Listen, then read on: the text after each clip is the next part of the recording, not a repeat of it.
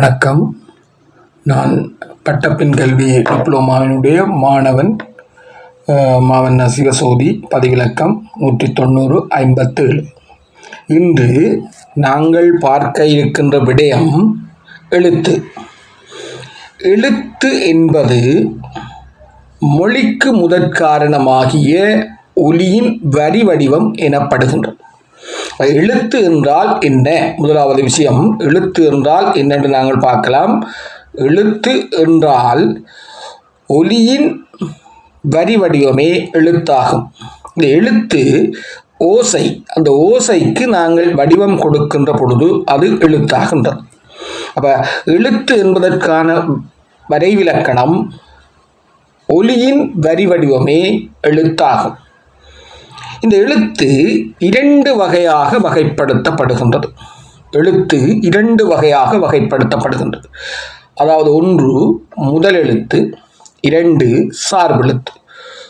முதல் எழுத்து அப்படி என்று நாங்கள் பார்த்தோம் என்று சொன்னால், முதல் எழுத்துக்கள் மொத்தம் 30. அந்த 30 எழுத்துக்கள் எவ்வாறு பிறந்தன என்று நோக்கினால், உயிரெழுத்துக்கள் 12, மெய்யெழுத்துக்கள் 18. 12 உயிரெழுத்துக்களும் மெய்யெழுத்துக்கள் 18 இணைந்து 30 எழுத்துக்களும் முதல் எழுத்து எனப்படும். அப்போ இந்த முதல் எழுத்துக்கள் என்று நோக்குகின்ற பொழுது முதல் எழுத்துக்கள் 30. முதல் எழுத்து என்பதற்கான ஒரு வரைவிலக்கணம் தமிழ் மொழியில் வழங்குகின்ற அடிப்படையான ஒலிகளும் அவற்றினுடைய வரி வடிவங்களும் முதல் எழுத்தாகும். தமிழ் மொழியில் வழங்குகின்ற அடிப்படையான ஒலிகளும் அவற்றின் வரி வடிவங்களும் முதல் எழுத்தாகும். தமிழ் மொழியில் வழங்குகின்ற அடிப்படையான ஒலிகளும் அவற்றின் வரி வடிவங்களும் முதல் எழுத்தாகும்.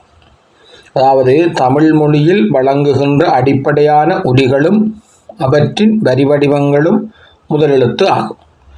அடுத்தது சார்பெழுத்து.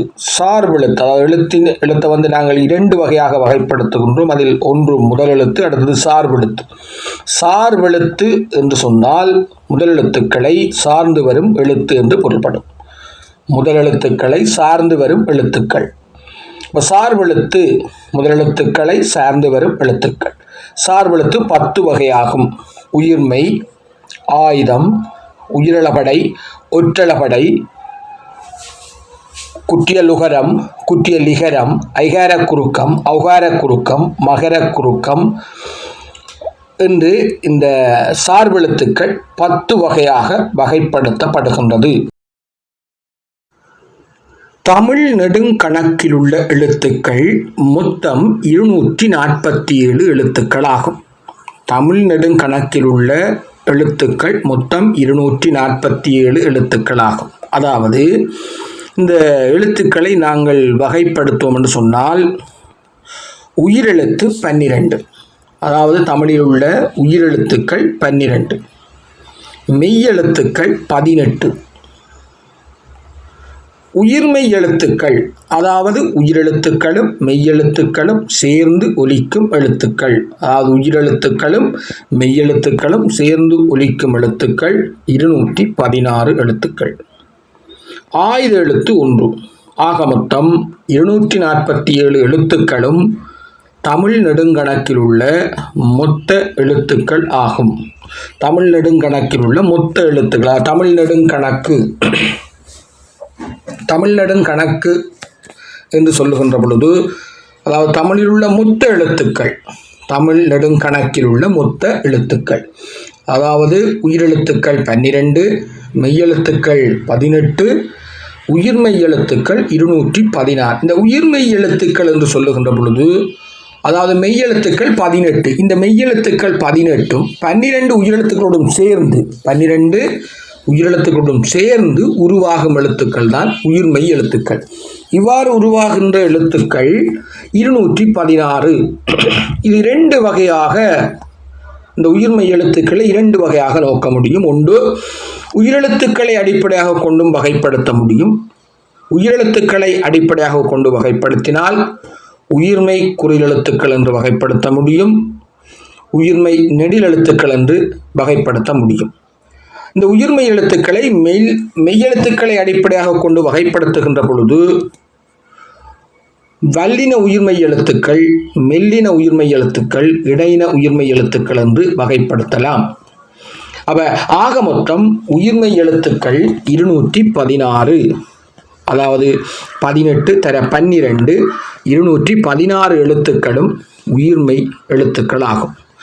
ஆயுத எழுத்து, இந்த ஆயுத எழுத்து என்பதற்கு 3 புள்ளி வடிவுடைய எழுத்துக்கள் ஆயுத எழுத்து என்று சொல்லப்படுகின்றது.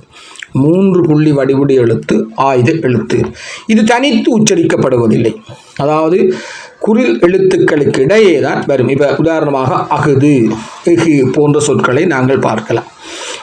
தமிழிலே உள்ள மொத்த எழுத்துக்கள், தமிழ் நெடுங்கணக்கில் உள்ள மொத்த எழுத்துக்கள் 247. உயிரெழுத்து என்பது மொழிக்கு உயிர் போன்று அமையும் எழுத்துக்கள் உயிரெழுத்துக்கள் ஆகும்.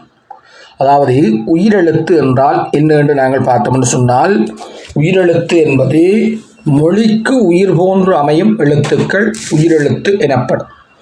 இந்த உயிரெழுத்துக்கள் 2 வகையாக பிரிக்கப்படுகின்றது. அதாவது உயிரெழுத்துக்கள் 12, ஆ தொடக்கம் ஔ வரைக்கும் 12 உயிரெழுத்துக்கள் உண்டு. ஆ, ஆ, இ, ஈ, உ, ஊ, ஏ, ஏ, ஐ, ஓ, ஓ, ஔ என்று இந்த உயிரெழுத்துக்கள் 12ஆக வகைப்படுத்தப்படுகின்றது. இந்த 12 உயிரெழுத்துக்களையும் நாங்கள் குறில், நெடில் என்று 2 பிரிவாக வகைப்படுத்தி நோக்க முடியும். 12 உயிரெழுத்துக்களையும் குறில், நெடில் என்று வகைப்படுத்த முடியும். குறில் எழுத்துக்கள் 5. இந்த குறில் எழுத்துக்கள் 5. குறில் எழுத்துக்கள் எவ்வென்று நோக்கினால், ஒன்று குறில் எழுத்துக்களில் 5 ஆ, இ, உ, ஏ, ஓ இந்த 5 குறில் எழுத்துக்கள் ஆகும். நெடில் எழுத்துக்கள் 7. நெடில் எழுத்துக்கள் 7. அதாவது ஆ, இ, உ, ஏ, ஐ, ஓ, ஔ என்று நெடில் எழுத்துக்கள் 7. நெடில் எழுத்துக்கள் 7ஆக வகைப்படுத்தப்படுகின்றது. இந்த அடிப்படையிலே நாங்கள் நோக்குகின்ற பொழுது உயிரெழுத்துக்கள் 12, இந்த உயிரெழுத்துக்கள் 12ம் 2 பிரிவாக வகைப்படுத்தப்படுகின்றது. அதில் ஒன்று உயிர் குறில் எழுத்துக்கள், 2வது உயிர் நெடில் எழுத்துக்கள். ஒன்று உயிர் குறில் எழுத்து, அடுத்த உயிர் நெடில் எழுத்துக்கள். மெய்யெழுத்து என்பது மொழியில் உயிர் இயங்குவதற்கு உடல் போன்று அமையும் எழுத்துக்கள் மெய்யெழுத்துக்கள் ஆகும். இந்த மெய்யெழுத்துக்கள் 18. மெய்யெழுத்துக்கள் 18. 18 மெய்யெழுத்துக்கள், அதாவது இக் தொடங்கி இன் வரைக்கும் 18 மெய்யெழுத்துக்கள். இக், இங், இச், இஞ்ச், இட், இன், இட், இந்த், இப், இம், இ, இர், இல், இவ், இல், இல், இட், இன் என்று மெய்யெழுத்துக்கள் 18. இந்த 18 மெய்யெழுத்துக்களையும் 3 வகையாக வகைப்படுத்த முடியும். 18 மெய்யெழுத்துக்களையும் 3 வகையாக வகைப்படுத்த முடியும். 1 வல்லினம், 2 மெல்லினம், 3 இடையினம்.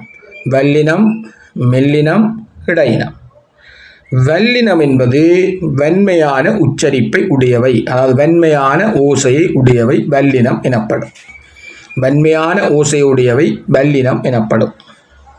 இந்த வல்லின எழுத்துக்கள் எவை என்று சொன்னால், இக், இச், இட், இட், இப், இட், அதாவது கசட தபற என்று சொல்லுவார்கள்.